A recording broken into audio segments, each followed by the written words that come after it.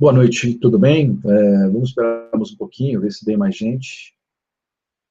Daqui a pouco, então, a gente começa, mais 1 ou 2 minutos. A gente começa aí nosso bate-papo, nossa aula sobre plano de estudos eficiente. Tem gente me chamando aqui no WhatsApp, no grupo de humanas, ou em alguns particulares também, dizendo que estão com dificuldade de acessar. Vou esperar só mais 1 minuto, passei de novo o link para eles. Deixa eu ver aqui se eu tenho alguma resposta. Se alguém conseguiu acessar, alguém que está com dificuldade. Vamos lá, então, vamos começar. Boa noite para vocês. Estou um pouco atrasado, né, porque tem gente aqui relatando que estava com dificuldade de entrar. O Gabriel até mandou aqui uma imagem dizendo que está dando erro, né? Mas tem gente na sala, eu mesmo, quando eu estou clicando aqui no link, eu faço acesso, né? Aparece a página do YouTube. Na verdade, eu estou usando aqui o Hangout, né, do Google, que está associado diretamente à página do YouTube, né? Mas para mim abre a janela do Hangout e também, se eu quiser, abre a janela do YouTube. Eu consigo ver as duas janelas abertas, né? E está funcionando normalmente, né? Vamos começar. Fazer algumas considerações sobre a organização de um plano de estudo, né? Fazer um plano de estudo nesse ano de vestibular, ele é fundamental. Muita gente começou o ano, muita gente já está estudando há algum tempo, né? E não tem um plano acabado, né? Talvez o máximo aí que as pessoas estejam usando é aquela filosofia básica que, em parte, serve, que é o matéria dada, matéria estudada, né? A ideia do matéria dada, matéria estudada, ela é bem básica, tá? Como é que nós montamos? Quais são as ideias importantes para nós montarmos um planejamento de estudo? Primeiro, o planejamento de estudo, ele deve ser personalizado. Eu estava dizendo que é algo fundamental, muita gente já está estudando há algum tempo, sem ter um planejamento acabado. Eu falo isso na primeira semana de aula, né? Eu gasto algum tempo falando da importância de ter uma agenda, e aí eu friso para o aluno, na sala de aula, que ter agenda não significa ter um caderno de papel, né? Não significa abrir agenda no celular, pura e simplesmente, senão seria muito fácil. Quando eu falo ter agenda, significa exatamente ter um planejamento, né? Ou seja, uma agenda planejada, uma agenda definida e planejada. Tá? Isso é fundamental. Não dá para estudar o ano inteiro sem ter essa definição. Tá? Todo plano de estudo, todo processo de planejamento, ele tem que ser personalizado, ele varia de um estudante para outro, né? Eu posso dizer que existem ideias gerais, e eu vou trabalhar hoje aqui com as ideias gerais, né? E a partir dessas ideias gerais, a partir de um plano geral, cada estudante encaixar as suas características. Nos cursinhos nos quais eu dou aula, muitas vezes o estudante ele vem, me procura, né, fora da sala de aula, no horário de intervalo, no horário de plantão, e pede ajuda, né, para montar um plano de aula, né, e na medida do possível a gente ajuda o estudante a fazer isso. Tá? É verdade que demanda aí algum tempo, demanda aí talvez 1 hora ou mais de 1 hora, né, se você quiser montar um plano muito bem montado. Tá? Mas vamos lá, qual é o passo a passo? Né? O que é necessário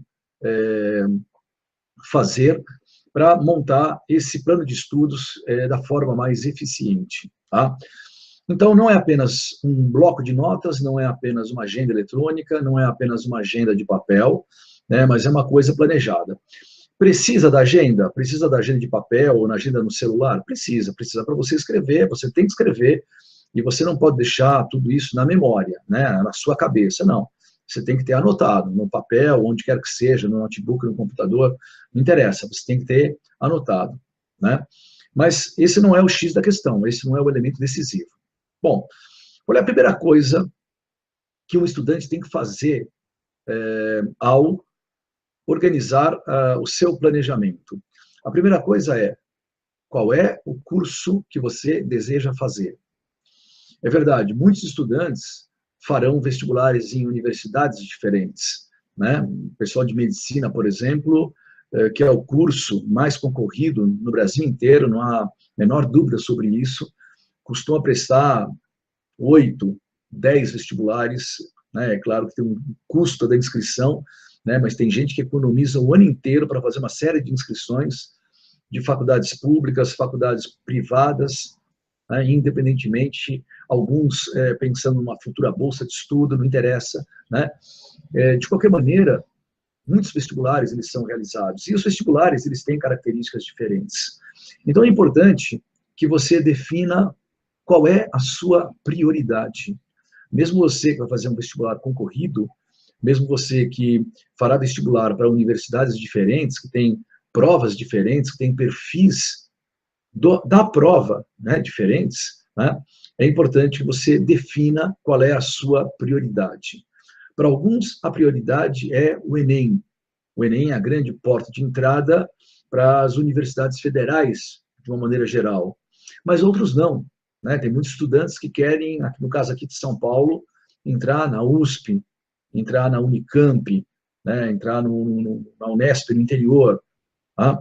Muitos estudantes decidiram que querem fazer faculdade na sua cidade de origem, né? Não tem condição de morar fora, não tem condição de vir para São Paulo, fazer uma USP, por exemplo, né? E vai prestar vestibular na sua faculdade, na faculdade da sua cidade, mesmo sendo ela uma faculdade particular, pode ser, né? Então, é importante que você defina qual é a sua prioridade. Por mais que você faça outros vestibulares, né, é importante definir a sua prioridade. Por quê? Quando você define a prioridade, você olhará, né, para as características desse vestibular. Por exemplo, a prioridade é fazer o Enem. Ora, se a prioridade é fazer o Enem, em quais provas, em quais disciplinas existem as grandes diferenças? Quer dizer, em quais disciplinas você fará a diferença? Quais disciplinas elas têm um valor maior, né, em termos de ingresso? Mesmo considerando, né, que existe o TRI, e o TRI acaba dando alguma discrepância, não é apenas contar o número de pontos, né, não é apenas contar o número de acertos que você faz, né, não tem como nós, previamente, pensarmos no TRI. Ora, o TRI não está nas nossas mãos. Nós não podemos fazer nada para mudar. Nós não podemos fazer nada para melhorar. Então, nesse momento aqui, quando você está pensando no seu plano, o TRI não vem ao caso, ok?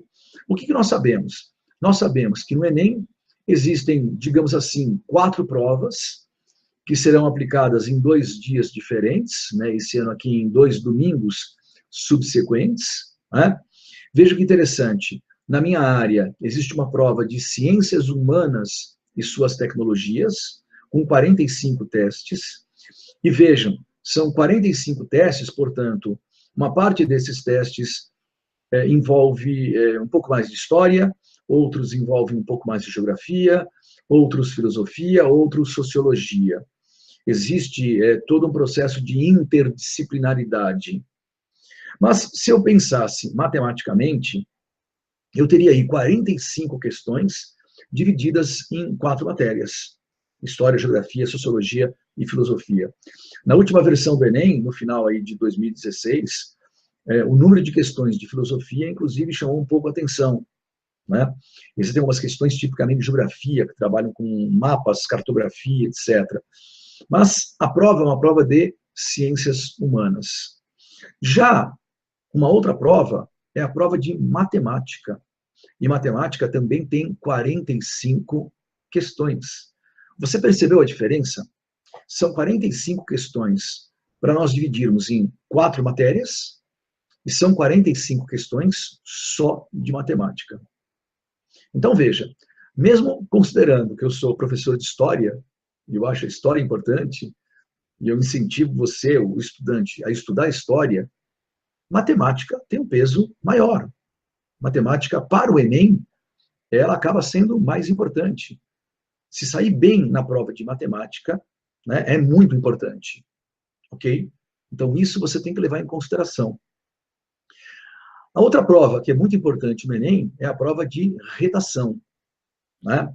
A prova de redação, ela implica numa preparação constante, né, num processo de crescimento, num processo de leitura, num processo de desenvolvimento que o estudante faz ao longo do ano, né? Por mais que hoje você não esteja muito bem preparado em redação, você tem aí vários meses para colocar isso em ordem, né? Você tem um processo pela frente. Com a matemática é diferente. Se você não tiver a matemática básica, não adianta você ter mais 5, 6, 7, 8 meses de matemática pela frente. Não vai andar, não vai resolver a quantidade de meses a mais que você tem para estudar, né? Se você não tem a matemática básica. E se você não tem a matemática básica, isso vai te causar problema em física, isso vai te causar problema em química, né? Talvez um pequeno problema em algumas questões de biologia. Então, essa é uma dica fundamental. Se na matemática você não está acompanhando, para tudo, procura o seu professor, vai conversar com ele, né? Constata, verifica se não é uma falta de base, tá certo? Quando eu falo base, muitas vezes é a base mesmo. Soma, subtração, divisão, multiplicação. Você está rindo? Na verdade, você sabe somar dois números, sabe multiplicar dois números, mas será que todo estudante que está no terceiro ano, que está no cursinho, que fará o vestibular, ele consegue resolver, né, aquela equação simples do 9 vezes 3 mais 10 dividido por 2 vezes 2, né, mais 3, você coloca tudo numa linha, qual você faz primeiro?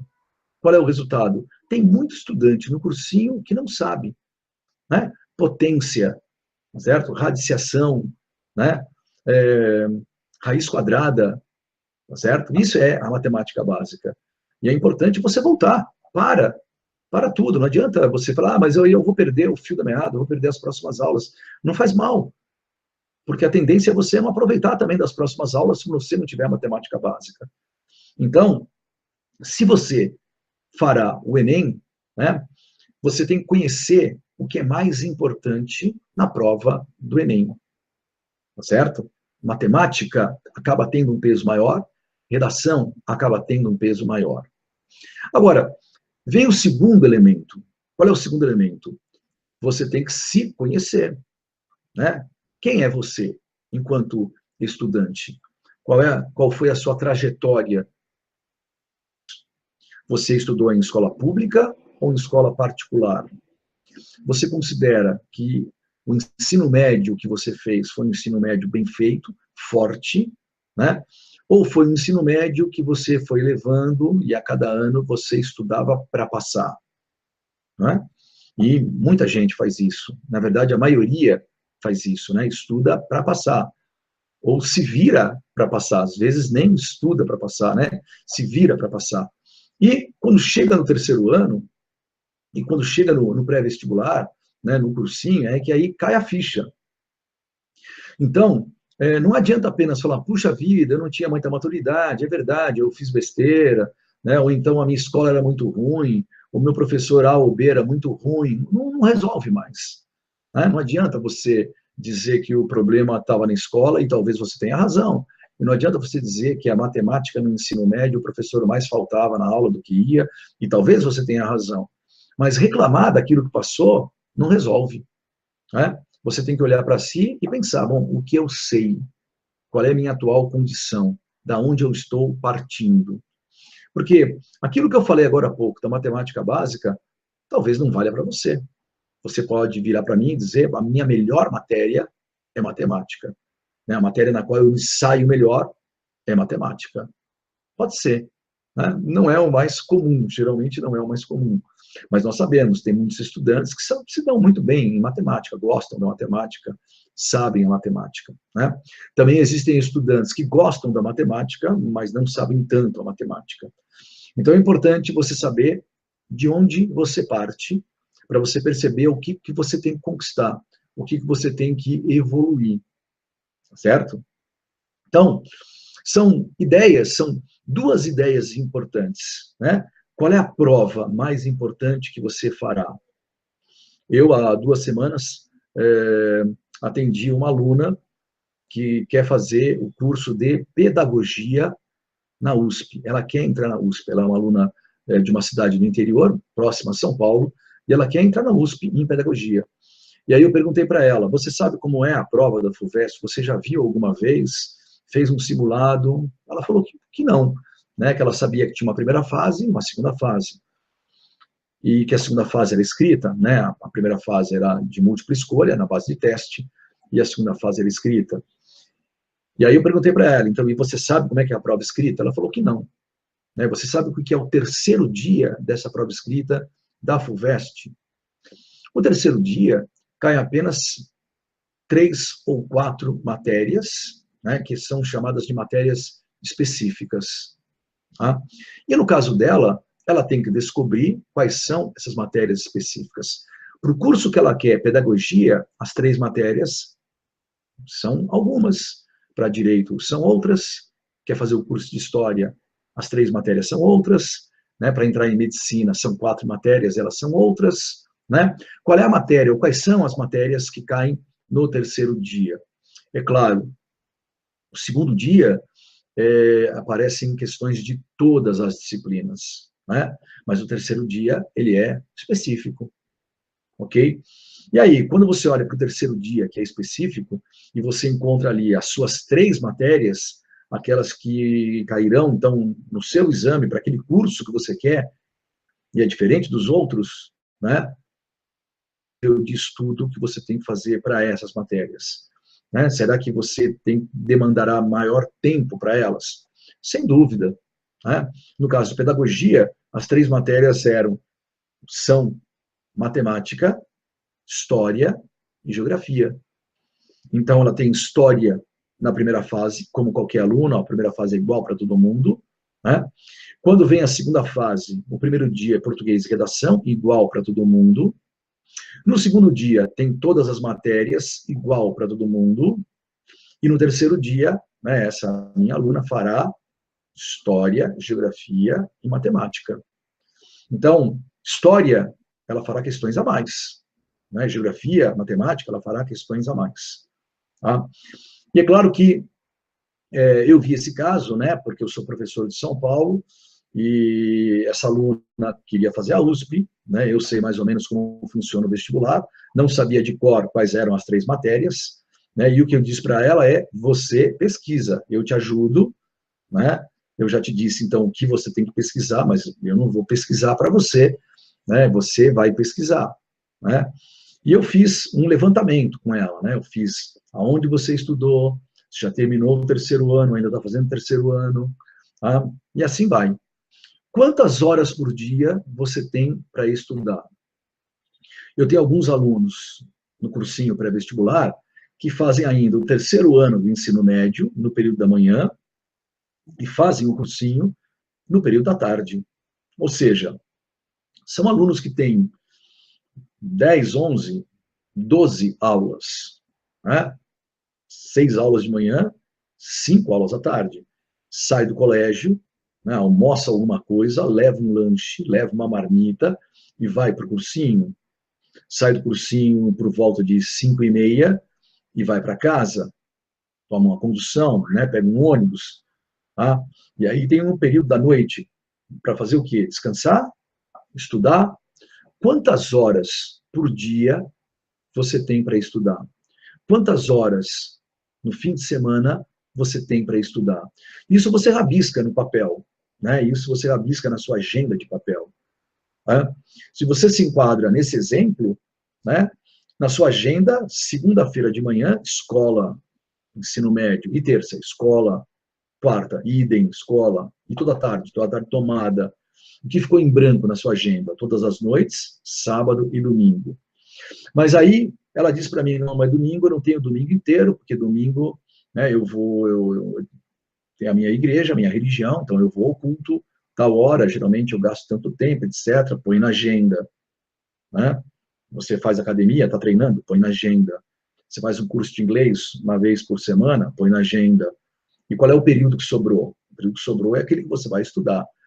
Então, se você tem muita aula, se você tem muita atividade, sobra pouco tempo para estudar. Né? A situação de quem trabalha durante o dia e faz o pré-vestibular à noite é mais complexa ainda. Né? Sobra o final de semana para estudar. Como aproveitar o seu horário? Para aqueles que têm pouco tempo, o nível de eficiência tem que ser altíssimo, não é verdade? Para aqueles que têm mais tempo, eu diria que ele pode se dar ao luxo de não ser tão eficiente. Mas se você tem muito tempo e pode se dar ao luxo de não ser tão eficiente, você o fará? Ou você também buscará o máximo de eficiência? Se eu puder te dar um conselho, busque o máximo de eficiência, tá certo? Né? Aproveite o tempo que você tem, né? Quer dedicar algum tempo à sua vida social, a namorada, ao namorado, né? Ao sair sábado à noite com os amigos? Ótimo, desde que todo o tempo restante que você planejou para estudar, você estude. Bom, eu estou falando aqui dos dias, das horas, do tempo. E esse é um aspecto mais fácil da gente medir, né? O aspecto da quantidade. Quantas horas por dia, quantas horas por semana você estuda? Você olha para o relógio, né? E você mede quantas horas. Quantos dias? Você olha para o calendário e você mede quantos dias. Eu estudo 7 dias, todos os dias. Você consegue medir a quantidade de exercícios que você faz. Eu já vi muita propaganda de curso pré-vestibular dizendo a nossa apostila tem não sei quantos mil exercícios disso, não sei quantos mil testes daquilo, não sei quantos... É o mais importante? Não, não é. Não é o mais importante. A quantidade, né? O mais importante, portanto, é a qualidade. E aí nós temos um problema. Qual é o problema? Como é que se mede a qualidade? Medir a quantidade é mais fácil, não é verdade? Medir a quantidade é número de horas, número de dias, número de exercícios, né? Bem mais fácil. Tá? Medir a qualidade é bastante complicado, não é verdade? Você pode, por exemplo, talvez a forma mais conhecida de medir a qualidade seja o seu desempenho nas provas, o seu desempenho nos simulados. Tá? Se você está num curso pré-vestibular que faz um simulado por mês, então você a cada mês consegue perceber, né, pelas notas, se você está se desenvolvendo. Mas mesmo assim é bastante relativo, não é verdade? Mesmo assim, nada garante que o simulado do segundo mês ele não tenha sido um pouquinho mais fácil do que o do primeiro mês, né? Então, pensar na qualidade é uma percepção, né, é algo muito sutil, né, muito difícil de analisar, né, quase impossível de mensurar. E, por incrível que pareça, deve ser uma preocupação constante. Tá? Então, cuidado, não foque apenas na quantidade de horas, não foque apenas, né, na quantidade de dias ou de exercícios, mas na qualidade. Tá? Como você percebe que você se sai ao fazer um exercício? Como você sente, né, a dificuldade que você tem em fazer um exercício de matemática, de física, de história ou de biologia? É necessário que você tenha a percepção de em quais matérias, em quais disciplinas você tem maior dificuldade. Aquelas matérias nas quais você tem maior dificuldade, você terá que ampliar o tempo de estudo. Se foram as matérias mais importantes no seu vestibular. Então, você começa a misturar esses elementos que eu apresentei para você. Né? Imagine que você vai fazer o Enem, matemática tem uma grande importância para você, e você tem uma grande dificuldade em matemática. Se você é um aluno que trabalha o dia inteiro, né, que estuda à noite, né, faz um pré-vestibular à noite, tá? Talvez você, ao estudar no final de semana, tenha que abrir mão de uma ou outra matéria para estudar matemática, certo? Mas se você se enquadrar nessa situação. Por isso que eu falei no início, né, que esse processo ele é um processo personalizado, né? Não há uma regra que sirva para todo mundo, não há um modelo que sirva. O modelo, na verdade, é esse modelo que eu estou dando, né? Qual é o seu vestibular mais importante, né? Como você faz né, esse autoconhecimento em termos da sua capacidade, daquilo que você aprendeu o tempo inteiro. Quais são as suas matérias mais fáceis, né, as matérias nas quais você tem mais facilidade e em quais matérias você tem mais dificuldade. A matéria que você tem mais dificuldade é a mais importante para o seu vestibular? É isso, né? Quanto tempo você vai ter que estudar? A quantidade não é o mais importante, mas você tem que saber. Você tem que saber quantas horas por semana você tem disponível para estudar, para decidir quais são as matérias que você vai estudar. Tá certo? Então, esses são os componentes, né? Essas são, na verdade, as variáveis que nós temos, né, para começar a montar um plano, né? Para decidir de que forma você vai organizar os seus estudos. São esses dois elementos, né, os mais importantes para você pensar, certo? Fazer uma autoavaliação, fazer um histórico de si mesmo, né? Definir qual é a sua prioridade em termos de vestibular, tá? Perceber, saber quanto tempo você tem e, a partir daí, decidir como você distribui, né, as matérias, as aulas, os assuntos dentro desse tempo. Tá certo? Praticamente isso, né, uma visão geral, né, de elementos, né, que você tem que considerar, tá, o seu plano. Ok? Bom, se eu puder ajudar de mais alguma forma, eu vou deixar aqui o meu e-mail, né, você me escreve, tá? E eu posso tirar alguma dúvida, né, eventual sobre essa base, né, necessária para você montar o seu plano de estudo. Eu acho que eu não consigo digitar aqui o e-mail, depois eu vou deixar abaixo do vídeo aqui no YouTube, né? Mas é claudio.reco, né, reco com 2 Cs, @gmail.com, tá certo? claudio.reco@gmail.com, tá? Então, entre em contato, espero que essas ideias, que essas dicas gerais, elas te deem uma clareada, né, e te ajudem a montar ou a reordenar, reorganizar o plano, né, que você já tinha montado. Tá legal? Então, eu vou ficar por aqui, aguardo o contato de vocês, né? Tenham aí uma boa noite, um abraço e bons estudos.